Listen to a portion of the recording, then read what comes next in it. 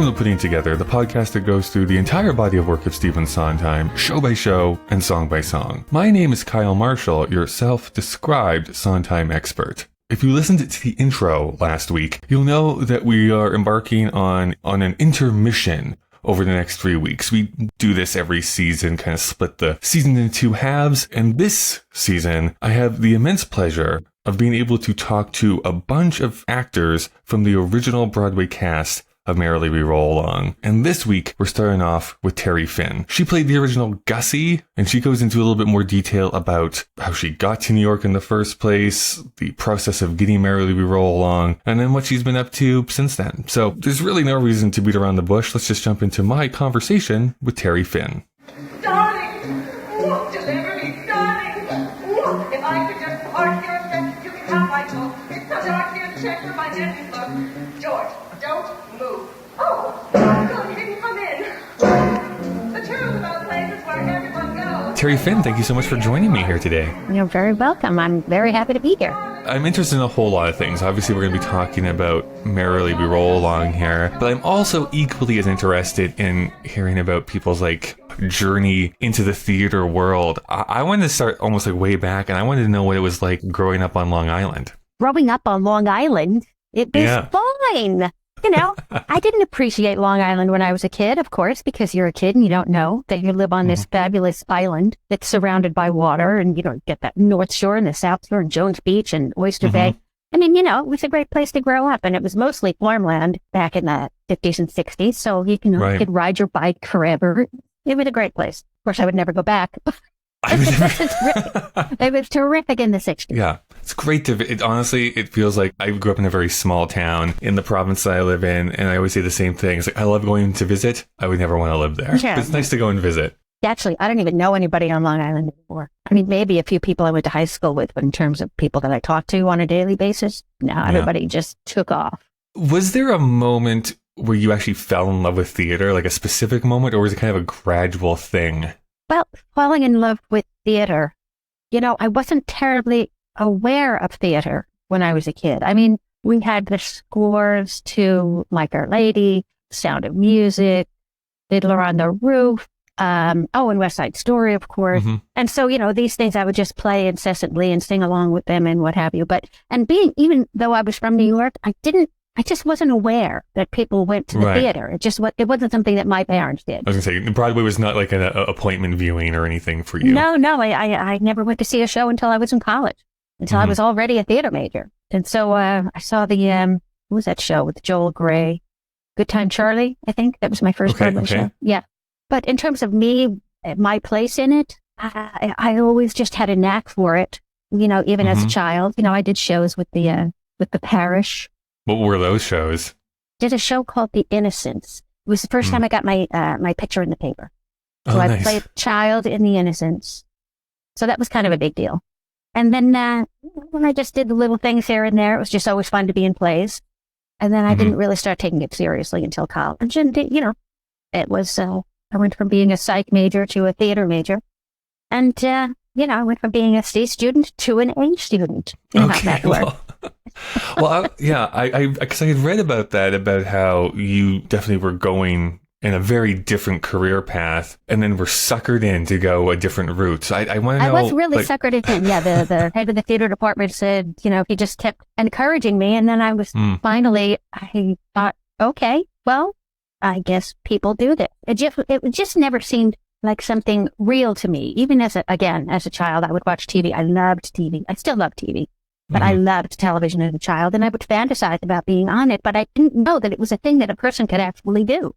It never occurred to me until I was an adult, and I looked around and said, oh, this is a job.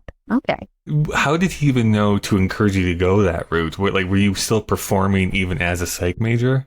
Yes. Yeah. I mean, I did a play because, you know, it's first year of college and great way to meet people. And, you know, being in a play is just more fun than anything. So, so I did that. And then, you know, as we went on and I kept doing more shows and getting better parts and what have you, then I just got switched my major because it was just obvious that was the direction I was going in. Yeah. What school is that again? Iona in New Rochelle. So what kind of shows were they putting on there when you were a student? Let's see, what did I do there? I did a lot of Sondheim. Mm. Yeah, Rod Nash, the guy that ran the theater department, he was a big Sondheim fan. And I had never heard of him, of course. I was going to say, was this your first introduction? I had no idea. So, we did Company, and I was like, oh my God, this is the best thing I've ever seen. And then we did Follies, and then we did Company and Follies and West Side Story were the things that we did. We also did Streetcar. I did Blanche. Oh, nice. Yes, nothing like a 20-year-old Blanche. We did The Hostage, Brendan Behan. We did some Chekhov. We did some, we did a lot of stuff. It wasn't a big theater school, actually. And when I went back to visit about 10 years ago, the theater department had almost completely disintegrated. It became a big basketball school. Oh, okay. At the time, when I was there, it was, and it was great. And I got to be in all the plays. What did you play in Company? Another 100 people. What was her name? Marta. So you played Marta. Yes. Okay. I guess there's like this huge gap then for me to understand, like, how do you go from this kind of small-ish school to being in New York City and being on Broadway? Like, what does that journey look like? I graduated from college and moved down to the city, and then just spent kind of a year just kind of farting around, trying to figure out what I was going to actually do. And then somebody said to me, you're not going to be an actor unless you go on a couple of auditions. And I was like, oh, sure. Okay. So I picked up backstage, and I just used to go to open calls constantly. And I got my first Broadway show from an open call. Mm-hmm. And then, I got Merrily, which was essentially an open call, sort of. Yeah. Although not really. I mean, because I had gotten the one Broadway show, then I was able to get an agent because I do everything backwards. So then the agent said, oh, well, then you should go see, after the first Broadway show closed, called A Life. After that closed, then I was looking for work, of course. And so the agent said, well, why don't you just go drop your picture off in Hal Prince's office?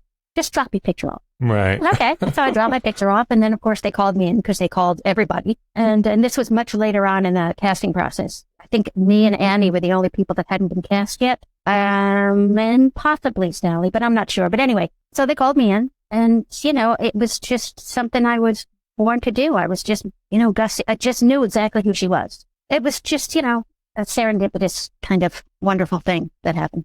Before I jump into asking those questions about Merrily, I am just a little bit curious of A Life, the first Broadway show. You were an understudy, am I correct on that? Understudy, correct. I understudied Dana Delaney and Lauren Thompson, I think her name is. Yeah. As an understudy, did you go on at all during that run, or were you just in the wings? No, okay. Or, sorry. No, that's all right. I was just wondering what it was like just even at that time. I was astounded that I got a job, first of all. I mean, it was just like, who's going to get a job? Because, when you, at least for me, I didn't go to a fancy school. I didn't go to a place that prepared you for these things.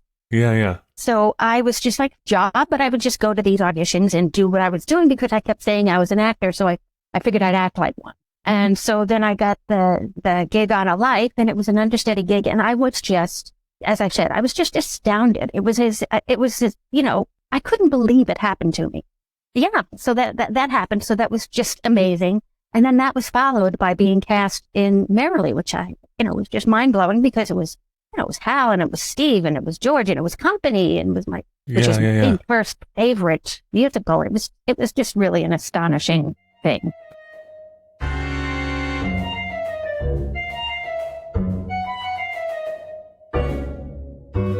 Hey everyone, just Kyle breaking into the conversation to tell you about some of the people and organizations that help this show continue to go. If you'd like to help support the show for absolutely free, you can give a rating and review on whatever app you listen to podcasts in. That's of course greatly appreciated. And if you'd like to help monetarily, which will only help to grow and make this show better, you can do so over at our Patreon page. Please do not donate if it impacts you negatively financially. I also should give a huge thank you to the God That's Good tier from Patreon. That's Jack, Todd, Robert, Louise, Christopher, Stephen, and Derek. Putting it together as a proud member of the Alberta Podcast Network, locally grown, community supported. The Alberta Podcast Network promotes and supports Alberta-made podcasts and connects their audiences with Alberta-based businesses and organizations. This episode is brought to you by Park Power, your friendly local utilities provider in Alberta, offering internet, electricity, and natural gas with low rates, awesome service, and profit sharing with local charities. In Alberta, you get to choose who to buy your internet, electricity, and natural gas from. If you choose Park Power, you are choosing a positive local business. Plus, Park Power shares its profits with local not-for-profits, that are working to make a difference for their communities. Shopping local is very important to Park Power's owner, Chris Kozowski, and we love local here at the Alberta Podcast Network, so it's a great fit. Learn more over at parkpower.ca. This episode of Putting It Together is also brought to you by Alberta Blue Cross. Alberta Blue Cross understands that running a small business is tough, and they understand that business owners in Alberta are busy. Let Alberta Blue Cross give you peace of mind with a group benefit plan. They offer health, dental, life, and disability coverage for your employees. Alberta Blue Cross group benefit plans are easy to manage anywhere, anytime, and on any device, making it easy for you and your employees to access. To learn more and explore your options, head on over to ab.bluecross.ca.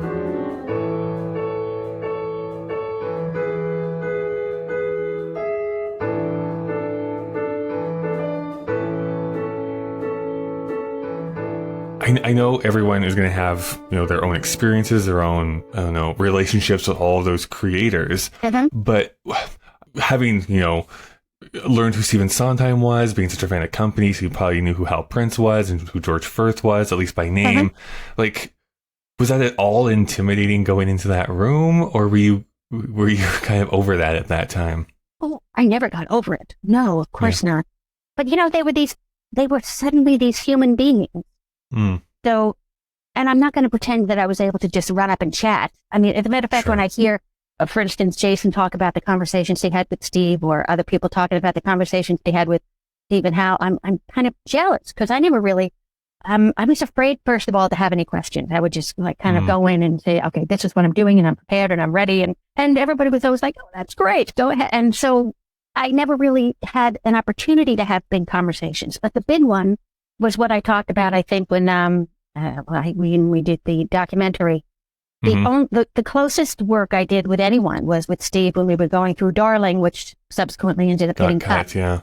But that was, the step-by-step, word-by-word direction that he gave me with that. That was just fantastic. I mean, he was just so smart and on the money and knew how to help a person.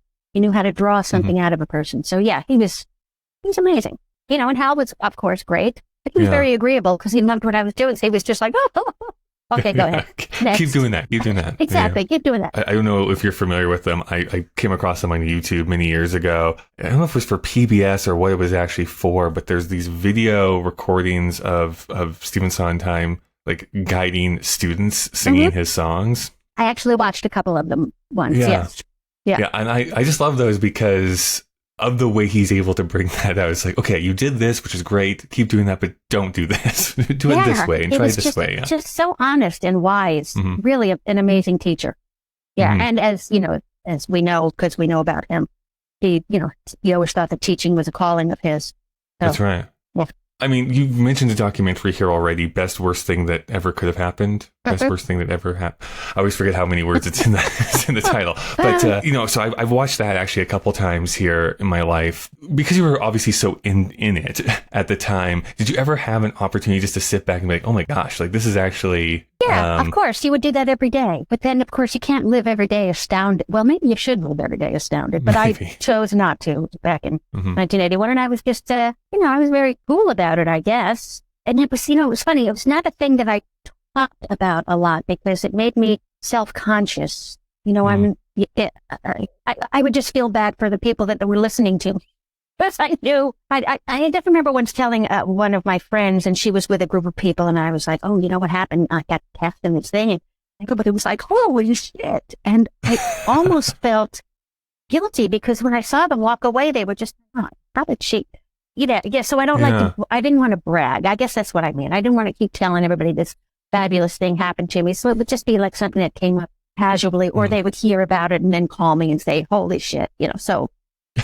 I don't even know how we got to that, but that was kind of how I approached it. Let me brag for you, because you did get to originate the role of Gussie in Merrily We Roll Along. And you were kind of bringing that up about how you kind of intuitively understood who this character was. Yeah. I guess the first question is why? Why do you think you just understood her? I don't know why. I just understood what was funny about her. But yeah, I don't know why. I just knew exactly where to go with it. I mean, it was just always one of my favorite kind of characters. And it was pretty clearly written by George. I mean, it wasn't exactly a mysterious part. I mean, you knew exactly what you had to do.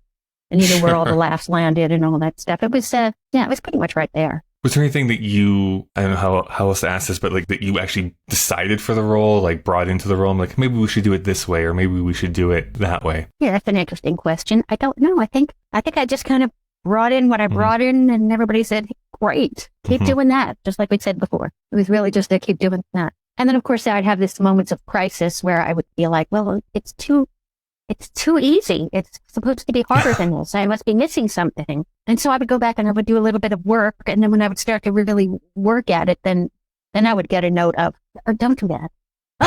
Oh, okay. Right. You know, don't be so serious. Don't be so that I would try to be get my acting chops up. And then they would be like, no, don't do that. Oh, okay. Pull back. Yeah, keep it light. One thing that I've been, I guess, struggling with here this season as I go through each and every song in each production, each song gets its own episode to it. One thing that we've been kind of batting around with the guests and I is essentially whether or not we should be looking at Gussie as the quote-unquote villain of the piece. And so first and foremost, I think I want to ask you that question. Do you consider her the villain if we're going to assign that role to any single person? You're going to assign a role as a villain? Sure, okay, I'll take that. Yeah, you know, she's nasty. She's out for herself. She she just wants to nail Frank. She didn't care about anybody else. So yeah, that would make her kind of a bad guy. She just, but she's not unusual. There's lots of Gussies out there. Do you have a favorite song that you got to sing? I didn't get to sing any songs. No solos, that is true. Yeah, they got, the Darling got cut and then the Blob got cut. Although I did get to do them, I didn't get to do Darling, but I did get to do the Blob when we had the, what's the word? The concert. The concert version, or? Yeah, when we did the concert in 2002. Reunion. Yeah. Couldn't come up with the word reunion. The reunion concert in 2002, which was nice because I guess I had always kind of secretly thought maybe I just totally sucked and that's why they took my songs away. So then when Steve gave them back to me in 2002, I was like, oh, okay, phew. So I didn't totally suck. But my favorite song in the show that I wish I could have been in, it's a toss-up actually between Now You Know and Rich and Happy. But I really loved Rich and Happy. Yeah, Rich and Happy's great. Yeah. It's also too bad because Merrily's had such a weird history, since you were in it, because they've had like updated librettos and updated books and all so many different, Yeah, Gussie now gets a song called Growing Up that she gets to sing along with Frank, which is fun. Yes, I sang a little bit of that in the concert. I didn't do the big belting number, but I did that Growing Up. So I've also, I don't know if you know this, but there is this like bootleg video of the original Merrily We Roll Along that's up on YouTube as well. Oh, is it really? It is. I guess I knew about that. Yeah. Yeah. Which so surprises me because I know what camcorders looked like in 1981. So I don't know how someone was able to bring that into the theater and record. But regardless. Well, it was at some point, it was just such a big, who knows? Yeah, someone managed to do it and good for them. Well, I only bring it up because, again, it's only one night, one performance that I'm watching. But it does feel from the audio that the audience is into it, like they're enjoying what they're seeing up on stage. So I guess I want to know what your point of view is on this, because I think that the story that gets told over and over again is like, no one liked this, people were leaving in droves. But I feel like there was an audience, small maybe, but there seemed to be people there that were really enjoying it. Oh, yeah. Well, I mean, we're talking about it 40 years later. There is a core audience, I guess, for lack of a better word, of people that just want to absorb everything Sondheim and were there because they were just there in spirit with all of us because they wanted it to be as big as it was for us. And they just wanted to be part of it. So, yeah, they hung around. And then, of course, by the last night, it had taken on these legendary proportions. And, I think the house was full when we finally had the last show. Yeah, so it was, did everything backwards, man. So true. I mean, the other question I like to ask, because you, of course, also got to record the original Broadway cast album for Merrily We Roll Along, which is like, again, another minor miracle that there was a recording made of it. But, well, if that hadn't happened, then, we wouldn't be having this conversation if that hadn't happened. Right. I just want to know what that experience was like of going through recording an original cast album. Oh, it was so much fun. And again, I didn't have any songs left. So I was just glad that I was able to be in there. And as a matter of fact, there's this great picture of me standing in front of the microphone as if I'm the star of the freaking show. I think it's because we're all singing Rich and Happy, and I always wanted to be in that number. And of course I wasn't. I was just, singing. I sang everything, in the album thing. So yeah, it was just great fun. It was just a normal great fun. maybe what I'm circling around here too is, do you have an opinion of, I guess, the why behind Merrily persisting 40 plus years? Because I would say, unlike the other big Sondheim flop, Anyone Can Whistle, my favorite song, where those songs are sometimes performed, but like the show really isn't revived all that much, where like Merrily, there's like a new production somewhere in the world seemingly every year. I know, it's really weird. They just keep trying to fix it. Yeah, I don't know why I don't know why. I don't understand it. I mean, I guess there's just that thing that nobody can quite figure out why it's so terrible. You know, it doesn't seem like it's supposed to be terrible. Then you try to put it together and it's just like, just something doesn't work. If something doesn't work and people just keep trying to fix it because they want it to work, because they love it for whatever reason. And George seems to take most of the blame. And I'm certainly not going to say anything bad about George because he made Gussie, you know. Yeah. So I have no complaints about George. I got some great laughs. I had great lines. So, you know. Have you ever gone and seen another production other than like the ones you've been in? Oh yeah, it's not once or twice, and it's, you know. It's a show. Terrific, but there's something. Honestly, it's the recurring thing. Other cast members I've talked to, other guests that I've had on the show, all kind of say the same thing. It's like, you know, you watch the show and people love the songs, like they mean so much to people. And then you watch the full production, it's like, why is there something that's off about, why is this not all coming together? It's just, it just doesn't, well, you know, again, we both said it already. People keep doing it and keep reviving it. They keep, you know, mounting another show and keep trying to make it work. And I had this brainwave. I feel like maybe I'm just going to be proven wrong in, I don't know, 15 years from now or so, when the movie comes out that they're making of it. When the movie comes out, right? But it's like, maybe it'll work better as a movie. I don't know. Who knows at this point? We'll find out.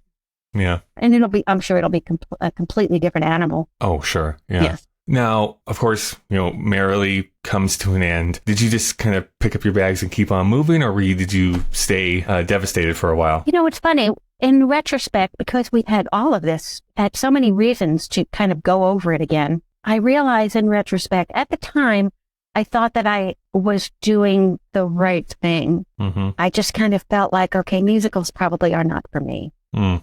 So then I just kind of stopped singing and stopped dancing. I stopped doing all those things. And now when I look back on it, I'm like, oh, that's so sad. Right. It's really a shame that I stopped and I didn't go to any musicals. So when I look back on it, I realized that I was just broken after it. I thought I was fine. I was holding myself together. I was going to auditions. It took me a long time to get in a gig, but, you know, I was going to auditions. I was doing well, but, you know, I wasn't booking anything. But more importantly, like I said, I just stopped singing and stopped dancing and just didn't go see any musicals. It was a part of myself that I just turned off. Does that continue till today, or have you started singing again? Well, I'm not really an actor anymore. You know, you know, after I did kind of try to do it again a couple of times, but, you know, it didn't click. And I was just like, all right, you know, fine. I've done a few movies. I've done some TV shows. I've done a few commercials. Yeah. It's what it is. Right. I want to bring up two of those movie roles. As a kid who was born in the 80s, there's a couple that are kind of like iconic for my childhood, at least. The first one, of course, being Bill and Ted's Bogus Journey, the sequel to Excellent Adventure. Right. So I just want to first notice how that even came about. Was that just your agent sending you on audition, or how? No. My husband was the production designer. Oh, there you go. Yeah. Right. And the same thing with Super Mario Bros. So it wasn't anything that I was really, you know, doing. I just kind of, you know, I was there. I had to audition and all that stuff, but, you know. And actually, the fun thing with the Super Mario Brothers was that production, you know, that was a big mess, too. Sure. And I just kind of, when I was doing that scene, me and Bob just had so much fun together. And we just kind of clicked and got on like wildfire. And then he, you know, wanted to put me in this movie and he did put me in this movie that he was directing the next year. Yeah, he seems like a bit of a, like, I think a lot of people will know Bob Hoskins as the lead in like Who Framed Roger Rabbit and that kind of stuff too. That might be the only frame of reference a lot of people have for him, but was an accomplished actor. And a great actor. Apparently a great guy in real life actor, too. Great guy, a lot of fun. Did me a major solid. You know, the movie sucked, but, you know, it's really hard to make a good movie. You know, just making a movie at all is a miracle. Making a good movie is like a quadruple miracle. It's just really hard to make that happen. So anyway, you know, the movie that I did with Bob, he directed it, not great, but, you know, again, we just had a wonderful time. And it was just so lovely of him to, have all that faith in me. Mm-hmm. I think you hit on something so key is I'm currently attempting to do a few writing projects myself, and I keep hitting this same thing. It's like, how does anyone make anything that's good? Like, it almost seems like this Herculean task to accomplish. It is. And it's like, and like I said, it's a miracle because so many things, there are so many moving parts, so many things have to go right at the right time, at the same time, that it's just like, whatever you believe in, that's who you pray to because you'd have no control over it. And maybe you do as an actor, maybe you do not as a director, maybe you do as a producer or whatever, but I don't even think they have real control over it. It's just that everybody keeping their fingers crossed and doing what they plan to do and hoping for the best. And then it's in the editor's hands and who knows what's going to happen. I know you talk about this a bit in the documentary, but like after a while, of course, you kind of step away from acting full stop. Oh, I did. Yeah, I stopped. I quit. Yeah. You quit. I'm done. You slammed the door and you ran upstairs. I did, yeah. Do you miss it at all? Or are you kind of glad that you don't have to put up with working in that industry anymore? Again, I still kind of do it. I mean, I still audition for commercials because I don't think any of us ever actually mean it when we say, I'm never. Because if somebody called me tomorrow and said, if Bob called me, not that it's going to happen, but if somebody called me tomorrow and said, oh, why don't you be in my movie? I'd be like, yes, okay, I will be in your movie. Yeah. Who doesn't want to be in a movie? Who doesn't want to be in show business? Lots of people don't want to be in show business. I don't know any of them. But, it's like, right. Who doesn't want to be in show business? But it's hard. And so, you walk away, you get another job, you make some money, and you have a life, which is nice. Yeah. And then, somebody called. I had kind of walked away from it. And then I moved out to LA and I met my husband and he was in the movie business. So I was like, okay, well, I'll be in his movies here and there. But I never really put great effort into it. I never, I didn't really, not like I did when I was a kid, which is what got me to a life and Merrily and then whatever happened after that. Yeah, that I put in a lot of energy. I worked really, really hard. When I came back to it after, in my early 30s, I was just like, well, whatever happened. But I didn't devote my life to it. And you really have to. You have to devote your life to it. You really do. Yeah. I mean, I guess, good at it. Slowly wrap things up here in a way. If someone was to come to you, right, they're a budding actor, actress, and they're like, Terry, I need you to give me advice. Like, do you feel qualified to even give advice, I guess, to people starting out? Do I feel qualified? I guess, that business is so completely different now than it ever was, but it's still the same. I think it's what I just said. You have to really be devoted. You have to really, really, really want it because it's hard. Like, for like 5 minutes there, I thought about getting a pilot's license. And I don't know if you ever looked at it, but you have to really want to fly a plane. And that's kind of what it's like with being an actor. You have to really, really want it. You have to figure out how to do it. It's an individual pursuit. If you can manage to create a network for yourself, that's fantastic. I mean, whatever it would take for you to feel connected to it, that's the only way to do it. Because if you're not connected to it, if there's not some kind of tether, then you're not going to find your way. You have to be connected somehow and seek out people that have the same desires and wishes and taste and everything else that you do, which is also another hard thing to find. It's hard to find talented people. You want to surround yourself with talented people, but there's not that many. There's a lot of people that think they're talented, but they're really truly talented, devoted geniuses. They're kind of rare. So if you find somebody like that, you just kind of hang on. Do you still talk to any of the people from Merrily from 40 years ago? We're all very close. We're all really good friends. So it seems like, yeah. Yeah. And I actually asked Jim once, because Jim, as you know, he's done a million shows. Yeah. So I asked him, I said, is this unusual for everybody to still be in touch after all these years, to like each other and care about each other and truly love each other? And he said, it's unheard of. So whatever kind of thing we created together, we all still really love each other a lot. Well, it's wonderful. Yeah, it is. It's great. Is there a way for people to see what you're up to or follow you online? Are you on social media or anything like that at all? It's funny. I'm on Facebook, but I just kind of talk to my family on Facebook. I was on Twitter up until a couple of weeks ago, but I just can't. Yeah. I had to stop. And Instagram is just boring. You can find me on social media. Yeah, I'm there. Sure. I'm not hiding anywhere. Maybe it's good to just go live your life. I think maybe that's a better way to do it. Yeah. Terry, thank you so much for doing this. This was like a blast for me here, at least. Learning a little bit more about the process and about you. I don't know if there's any final words you wanted to give out.